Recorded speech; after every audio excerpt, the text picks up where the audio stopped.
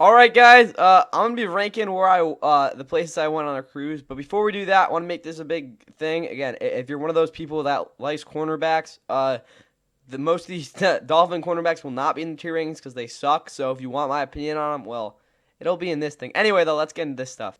Anyway, though, guys, this is kind of like a tour guide if you want to know where to go. Some of these places you're not gonna want to go to, but anyway, it's gonna be super quick. Again, these are the 5 places I went to over my cruise on vacation. Let's first start out with Belize. That was a pretty good place. I'm gonna put that in A tier. It was really nice. There were some I don't know, there were some weird animals, iguanas specifically, but it was a pretty cool place. I definitely recommend going.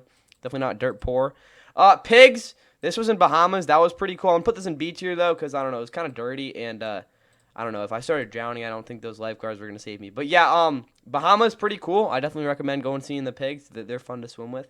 Miami, yeah, Miami's interesting. I want to put that also in B tier. There's a lot of good things to Miami, but also super hot. I mean, I shouldn't really be one to talk, but still, again, if you live there, you live there. But if you don't live there, it's definitely a little bit of a adjustment for the heat. But in terms of the beaches, probably the best in the country.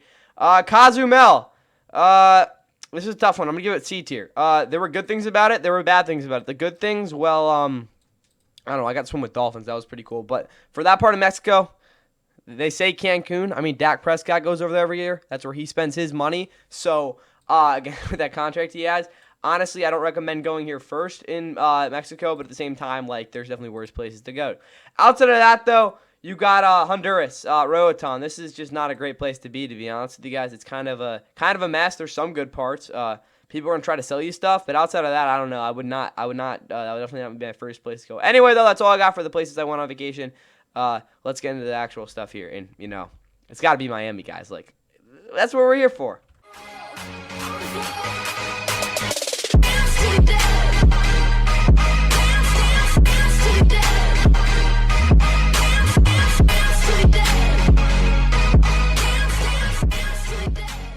And with all of that, what's going on, guys? Welcome back to NFL. Please like and subscribe. Hope you guys enjoy.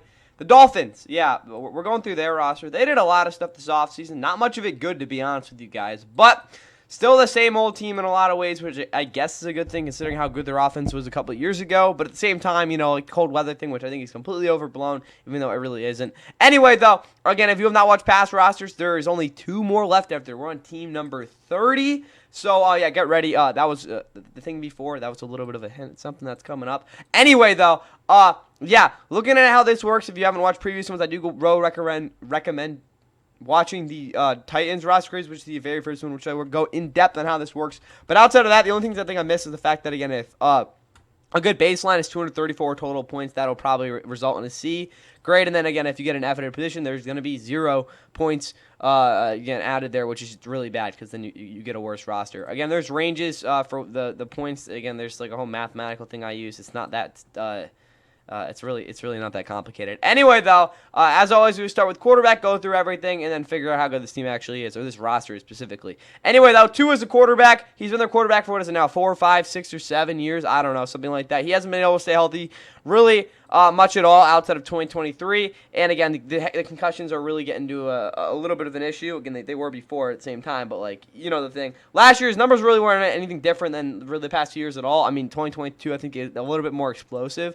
in terms of the ADOT. But again, outside the fact that his deep passing game kind of just didn't really show up last year, he was hyper efficient underneath. Again, the ADOT, again, like I said, went down. But overall, guys, Tua is probably pound for pound the most accurate quarterback in football. I'm pretty confident saying that. He's got really good touch on his throws. He's pretty smart overall. Again, he's not the most mobile. His arm isn't awesome. He doesn't thread the needle all the time. But again, like I said, talk about the touch to accuracy ratio, probably the best in football. That is his bread and butter. Mike McDaniel, as bad as a coach as some people think he is, he and Tua have really clicked, and that was what he was brought in for at the end of the day. Again, but Tua with the injuries and all, and the fact that he hasn't been good against good teams is an issue. Outside of that one game he had against the Bills back like 3 years ago. Outside of that, though, Zach Wilson is the backup. He's not a good quarterback. He sucks. Again, we look at his career. He was awful with the Jets his first 2 years in a lot of ways. I mean, I guess as a rookie there were some good things. but then not really. And then, guys, the biggest thing with Zach Wilson is he just has absolutely no pocket presence, and he's very poor when it comes to actual refinement of basic passing, along with the fact that he can't read a defense either. Outside of that, Quinn Ewers is also pretty bad. I won't expect much out of him at all. I didn't really like him at all coming out of the draft. There were some things that I was pretty high on him with, but again, those were normal things with him. Outside of that, though, again, there's not really much there. I really don't know why they even took him. Anyway, though, the quarterback position for the Dolphins, I'm going to say a B- for Tua. The fact he's not healthy in the backup situation just isn't really the best does worry me. And also the fact that Tua, there's not much of a ceiling with him, to be honest with you guys. You're not going to get this team to the Super Bowl with him as a quarterback. That's my humble opinion on that. Prove me wrong, bro. But, we talked about Jordan Love yesterday. Jordan Love is a much more high-ceiling player than Tua, despite Tua being a much more accurate passer in a lot of ways, which I think is fair to say with them. But at the same time, ceiling over whatever the heck Tua is. So, yeah, B- for the quarterback position. Now let's get into what he's going to actually be using this season, which is a mouthful to get through. And this skill position group does begin and end with Devon Achane, who will probably be at least 40% of their total yards this season, because last season he really was that. As a receiver, he had probably the most usage overall out of any other running back because of the 78 catches he did, in fact, have. That's way too many. He got targeted way too much. He was basically a check down merchant last year, despite being a very good runner. He's one of the fastest players in football. I think that's pretty fair to say. Very shifty, which, again, I wasn't really actually going to think I'd see out of him in his first couple of seasons, but that is something that he's really utilized, as well as the fact that, again, him as a route runner, I think, is actually a little more underrated part of his game. Everything, just check down, which was a decent amount of his targets last season, but when he was actually utilized as a receiver, he did do a decent job. Again, actual receiver, but again, as a runner, has decent vision. But again, Devon Achane, I don't think you want to give him 78 97 targets this year. That's not going to work out too well.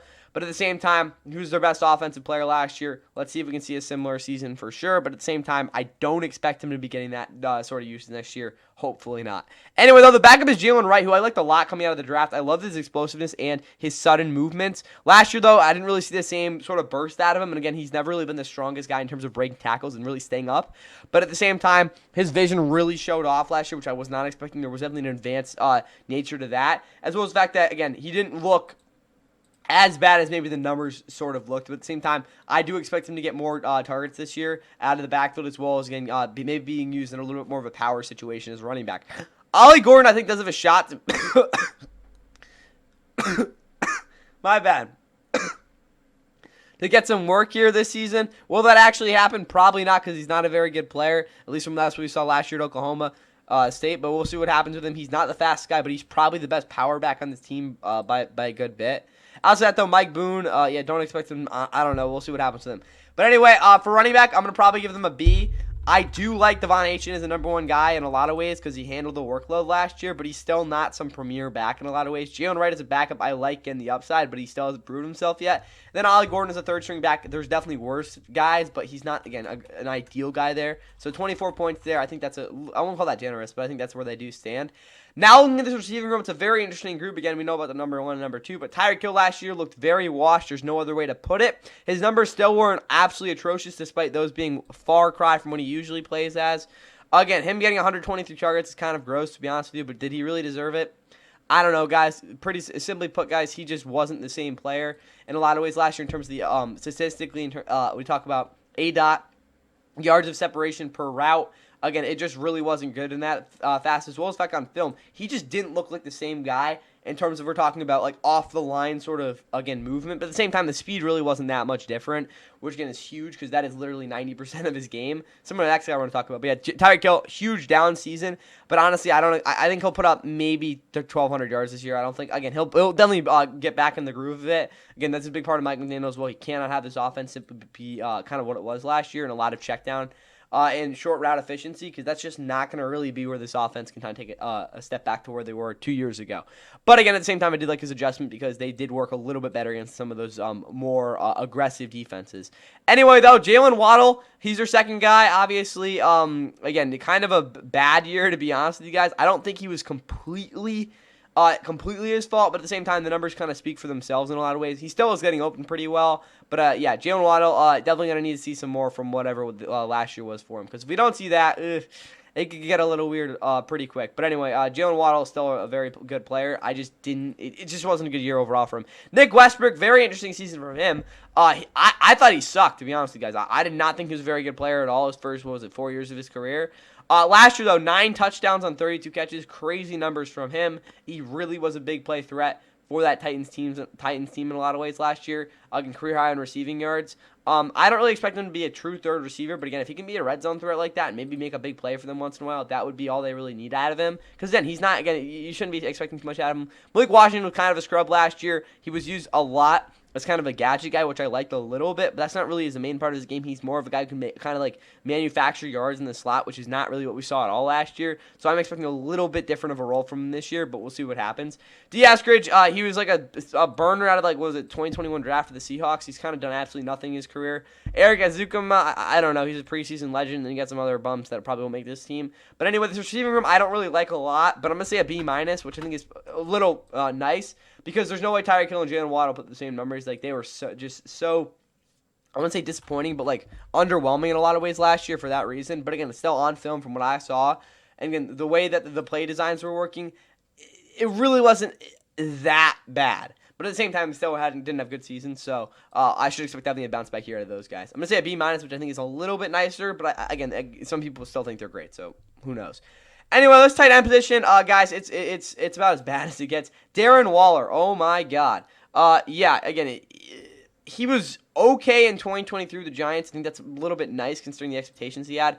Again, we look at Darren Waller all the way back to 2019 where he had a massive year. He was better in 2020 in my opinion. Then 2021 started off the year, looked like the best tight end in football as a receiver, and then kind of fell off after getting injured. And then 2022 was really just a bad year overall. And then last year, 2023, the Giants before, again, he retired and became a rapper. Weird stuff there. Divorced his wife and stuff. I don't even know. Was it Kelsey Plum was his wife? Who knows?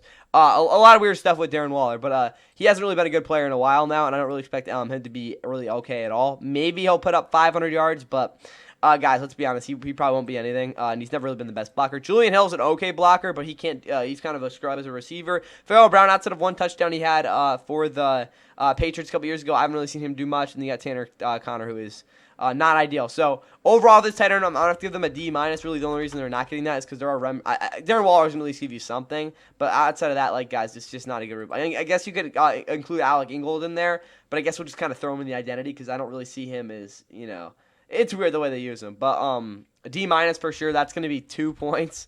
This is just not a very good tight end situation. We'll bump it up to a D because, like, Alec Ingold is good enough for that to actually be an effect there. But we'll say a D, and now let's look at the offensive line. Moving on to this Dolphins offensive line, it is a group that should be pretty bad this year, to be honest with you guys. It is not one that is built to run the football in adverse conditions. I will say Alec Ingold being a more schematically useful run blocker this year, I think will be a huge part of their success. But outside of that, it's just not very good. Patrick Paul last year showed a lot of just concerning reps on tape, but there were some plays where he was able to hold up. I think as a run blocker, that's probably where he will be more successful because of the fact that he can sustain blocks and set the edge at times. But outside of that, as a pass blocker, there's a lot of issues with him, specifically with the fact that his footwork and really just being balanced is really an issue because I don't really see a consistency with that. And unless that changes, there will be games where he gives up 2 or 3 sacks and like 8 pressures, and then 2 it doesn't look great. But at least he's on the blind side, so you can kind of work with it. Larry Borum, yeah, he's not good. There's no other play. He's never really been good in his career. Like there you go. Jonah Savania, he's probably the highest upside guy they have on this entire offensive line at the moment. Just because of the fact that he is a rookie and he's shown a lot of good stuff in camp so far. But at the same time, as he pass protector as a rookie, he will give a lot of pressure, and there will be some power bull rushes that will completely put him on his butt. There's no other way to put it. Liam Eichenberg. If I'm not mistaken, he's suspended, but I might be wrong on that, if this can load. No, he's just injured. Yeah, I don't know what the hell is going on with him. But Liam Eichenberg has never really been much more than an average player. I think when he's on the field, he does help this team in some ways, which, again, it might be a minority opinion there. But at the same time, again, like, I guess there's depth there, I guess, is probably the best way to put it. Aaron Brewer, I don't think is a bad center. Some people might say otherwise, but I think he does provide positive play to this team just because, again, there is a identity to when he's on the field, and that is the fact that he will be able to anchor some of their run concepts. But outside of that, it's pass blocker. There is a weakness there, but at the same time, you can work with that. Andrew Meyer, not a good player. James Daniels, yeah, he's been a decent player for a while now. Against the Bears, you might have thought he could have taken that next step. Never really did. With the Steelers, was kind of an average to a little bit below average player, and at times being a pretty solid guy. So a lot of inconsistencies with him. But again, when you talk about him with the Dolphins, should be playing better. Daniel Brunskill's a bona fide backup at this point in his career. He really struggles in pass protection, specifically against some of those 3-tech guys that can give him definitely the yips. But outside of that, again, as a run blocker, can help out as kind of a finesse look in the zone schemes. But outside of that, again, Daniel Brunskill will do his thing. Austin Jackson, again, outside of those, at 2023, he really hasn't been more than an average player. But at the same time, I don't think he's a bad player, so you can work with that. But he's had injury issues, kind of just hasn't worked out too much for them overall. Keon Smith, I hope he can work out for this team. Braden Daniels has played in the past. Jackson Carmen, that was a horrible pick. Jermaine Ifedi, I don't know how he's still in the league. And you got some other guys that probably make this roster. With that said, though, this offensive line is not good. I'm going to say a D+. That might be nice. There's some depth, which I think is pretty fair to say. Outside of that, though, the actual starting group, outside of, honestly, even, I guess, James Daniels and Aaron Brewer, again, there's no, again, the interior isn't atrocious, but again, the tackles are a little bit concerned just because Austin Jackson hasn't really been consistent at all in his career, and none of these guys are really that great overall. So I'm going to say a D+, not the best offensive line in the world. 6 points there. Time for the overall grade, which is 10. There we go. 21, 24, 35, and get that 90 points. Pretty weak grade for this offense overall, considering what we've seen in the past. That's going to put them in the C tier, which I think is where it's not C tier, a C grade, which I think is where they belong because, yes, this offense at times the past couple of years has been insanely explosive, but Tua, unreliable in a lot of ways outside of the fact that he's accurate. The running back position is a decent group. Again, the receiving position off a down year, and again, not the greatest depth. Tight end's a disaster. O-line is not great. That's just not a good combination for a group that I don't really expect. Outside, again, unless they become explosive again, I don't really see how they can really give you again, that play that you're going to need, especially with what's going on with his defense. And starting things off with this defense, with this front seven, which is a lot. Again, there's just a lot of stuff going on with this. I guess we'll start with the D-line. It's not my favorite group in the world, but at the same time, there's some really freaking good players along this line. First off, Chop Robinson. No, we're going to start with the interior. We'll get to that after. Zach Sealer was absolutely insane last year. I don't know what it is, but the 3-techs that get a lot of looks on the interior, like I'm talking like 1-tech, or you could even say 2-eye, have shown some wild success over the past 2 or 3 years with the Dolphins. Again, Zach Sealer obviously already being a great player, and then again we talked about the fact that Christian Wilkins was on this line last year or 2 years ago, also helped a lot. He has been in the league a while. What is he now? 29, yeah. With the Ravens, was kind of just not really there. He proved himself with the Dolphins in 2019.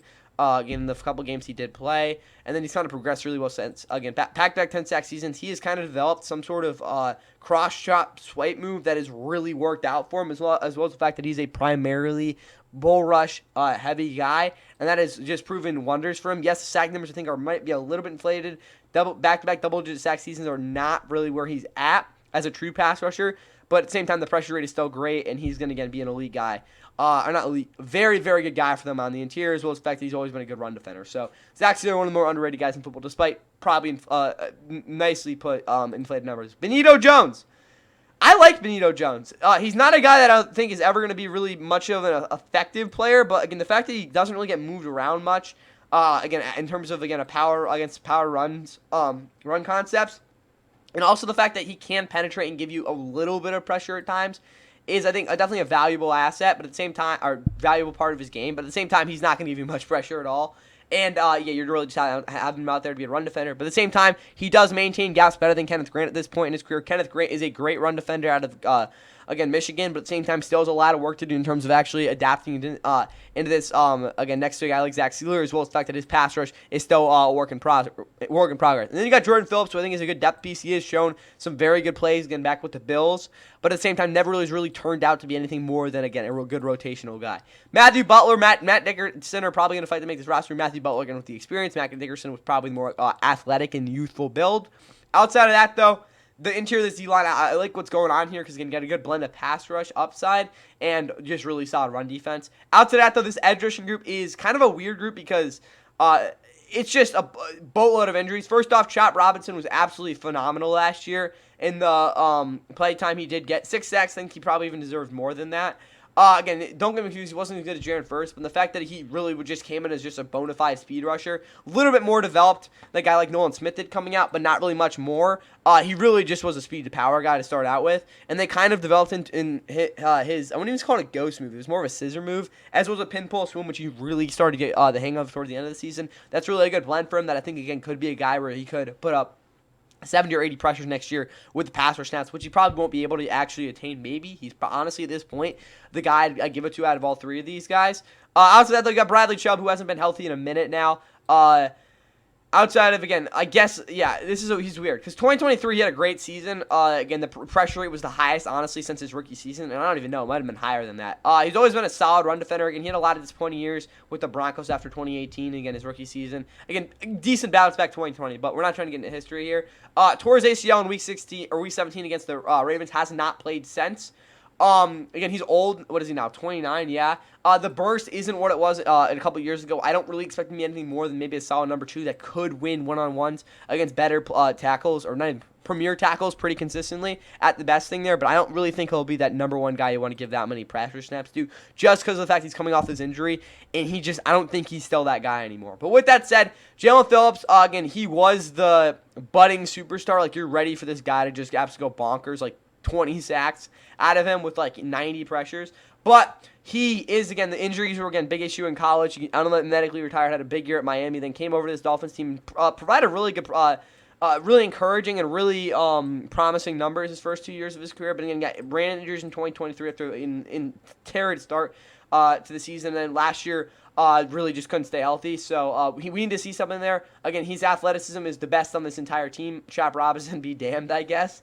But Jalen Phillips, I expect, again, if he can somehow stay healthy, which he won't be able to put up pretty solid numbers, but I'm not going to expect anything insane. And then you got Quentin Bell, who is kind of a good, like, I wouldn't even call role player, but you can mix and match him a lot. And there are matchups he has where he does have some pretty good pass rush win percentages, again, if you're going to talk about pre-snap. Anyway, though, Grayson Murphy, Cameron Goody, we'll see. Mo Kamara, kind of a disappointing rookie season. I would like to see him maybe develop into maybe some sort of a rotational guy this season. We'll see what happens there. A lot of high upside on this D-line. I'm going to probably give them overall a B.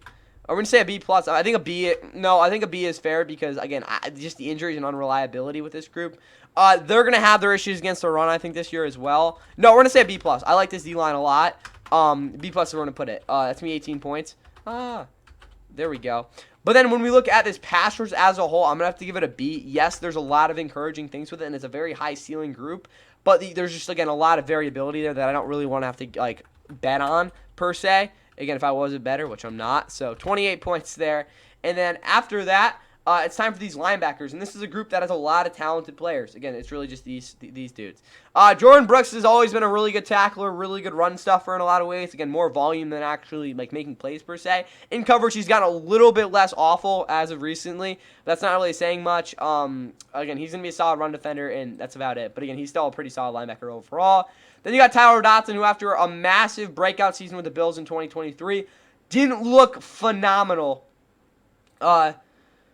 last year with Miami and Seattle. I kind of forgot he was on the Seahawks, to be honest with you. Still a good player, obviously, but it just really wasn't the same sort of burst we saw out of him, and really just like instincts that, again, just screamed off the tape in 2023. So I expect him a little bit of a bounce back year. Still wasn't a bad year by any means, though. KJ Britt, not great with the Bucs towards the end of last year, especially in the playoff game. Willie Gay, kind of just an average guy. Channing Tindall really hasn't worked out for this team either. I'm going to give this linebacking core a solid B just because I don't like it screamed solid with the potential to go up a little bit, but I don't really see this group ever really playing to like an A-tier level. Not A-tier, A-grade level overall. So that's me 9-18, 24 points at linebacker. And now let's look at this very interesting secondary. All right, most years when you lose all 4 starters in your secondary, you're probably not looking too hot, which is a fair assumption for this group, but they've kind of patched the holes, I don't know, a little bit. But yeah, this cornerback room for the Dolphins is pretty bad. I don't know, there's no other way to put it. Cater Coe, who's out for the season, he was a really good, not good, but very relied on slot last season and the year before as well.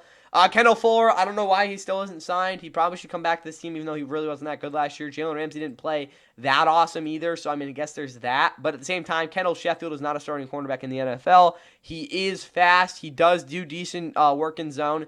But the reality is, guys, he hasn't started since 2020, and in 2020 wasn't a good player, and really hasn't shown too much since then. I do hope he's good. He's getting a shot. He's looked good in camp, but I don't think he will. Storm Duck. Yeah, no.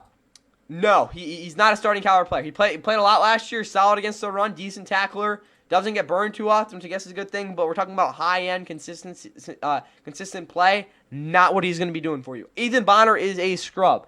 I'm sorry, he can't play, guys. Jack Jones, complete freaking idiot. There's no other way to put it. He is dumb as bricks. But at the same time, I don't know, he's athletic. Who knows? Again, the Patriots and the Raiders, they were pulling their hair out at times, but at the same time, he's probably definitely the highest ceiling guy in this entire secondary overall at this point.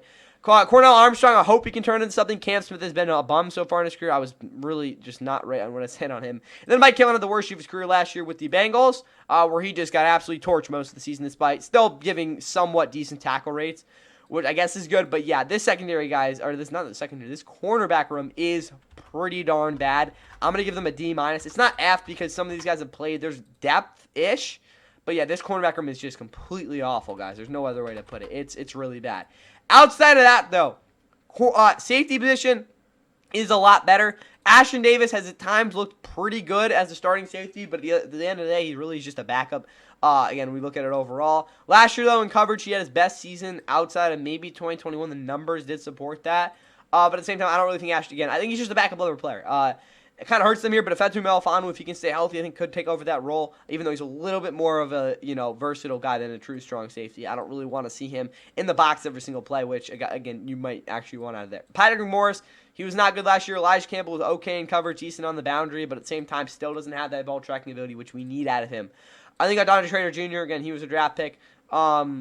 Out of, what is it called? Where was he? Maryland? I'm a complete break there. Yeah, I didn't grade him out too well, and honestly, I probably only watched, let's say, 7 games of his film last year, and none of it really popped up the screen to me. Minka, there's a lot of discourse on actually how good he is right now. I still think he's a pretty good player. Again, people saying he's slow, he lost a step. I'd say he lost like a quarter of a step. I don't really think that's that pressing with him. The biggest issue is the fact that he doesn't have the same acceleration. That's the big thing with it. As well as the fact that, like, the numbers aren't awesome and on film. Again, they say he's slower. I don't really think that's the big thing. He's still got pretty close to the same top speed. It's just that he doesn't really accelerate the same way, and he becomes a little bit irresponsible at times. But anyway, the safety room, I'll give a C+. I think is fair. Nothing against Minka, but he's really, again, do I give him a B-? I'm going to be nice. I'll give them a B-. I like what's going on. Yeah, B-. I think this will actually be a solid safety room this year. That's going to be 21 points. And for the overall defense, it's not going to be good. 23, 28, 18, 24. Right? 23, 28, 18. Yeah, there we go. That's going to get us to 93 points for this defense, and that's going to put them in the C- tier. Not ideal, but, like, that's kind of where they sit, guys. This secondary is not looking too hot. Anyway, though, their depth might support that. Before we talk about this depth, we've got to get into this special teams unit. Jason Sanders has been their kicker since, 2017? I think it might more like be 2019. But he's been a great, not great kicker, but a very reliable kicker for them since 2018, my bad. And don't really expect much more else to change there. Outside of that, though, Ryan Stonehouse had some good seasons. Not last year as a punter. He was awful last year. Jake Bailey wasn't great for them last year. Malik Washington was an okay to below average returner last year, and then Joe Cardona's a decent long snapper. This special team unit has had good seasons, so I'm going to say a B-. Last year they were decent, so don't really expect too much to change there. Outside of that, though, this team, the depth for the Dolphins. Quarterback depth, I'd give a D+. Zach Wilson terrifies me. Running back, I'd give a C, so we're probably at a C- so far. Receiver depth, I'd give a D. I'm going to say a D+. I'll be nice. D+. We're probably still at a C- though. Tight end depth is a D. Yeah, let's say a D. I'll be nice there too. So D. We're probably at a D+ at this point. O-line depth, I'd give a C+, so we're probably up to a C- for this offense. Defensively, this D-line, I'd give a C+ for their depth. Linebacker depth, B. So we're probably at a B-. And then pass rush depth, I'd probably give a B- as well. So we're taking it at a B-. Cornerback depth, I'd give a C. So we're probably still at a B-.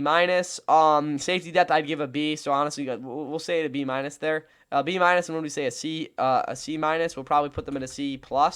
The Dolphins don't really have too many issues in terms of depth. Again, it's just kind of like a bare bone sort of thing, which kind of works. But they could definitely be deeper overall. 24 points there. Identity, this Dolphins team can't play in cold weather. They're not going anywhere, but I do expect to play a full season and this defense to be somewhat okay. But Dolphins fans, I would not be happy with what the state this team is in right now. That's why they're getting 20 points and a C minus, but who knows how good they'll be. That's what I got there. Time for their overall grade. What'd you know? 234 points. That's an exact average roster, which is kind of what they are in my opinion. C to grade. I don't even need to go to the range. It's a C. Their roster is literally average, guys. That's my opinion on it. They've got some very high-level players. They've got some high-ceiling parts of their team. But at the end of the day, there are a lot of holes on this team. And there are a lot of players that are not coming off their best seasons. And they didn't really do a lot to address that this offseason. Which is how they go from a roster like last year, I think where they were like a B or a B+, to like a C grade, which is just not going to be where they need to be. So, yeah, I think it's a completely average roster. Not good enough to compete this year. We'll see what happens, though. Maybe they will get a winning record. They were very mid last year. I expect a little bit better of a season, but we'll just have to wait and see for that. 2 teams to go. Yeah, here's a hint at it.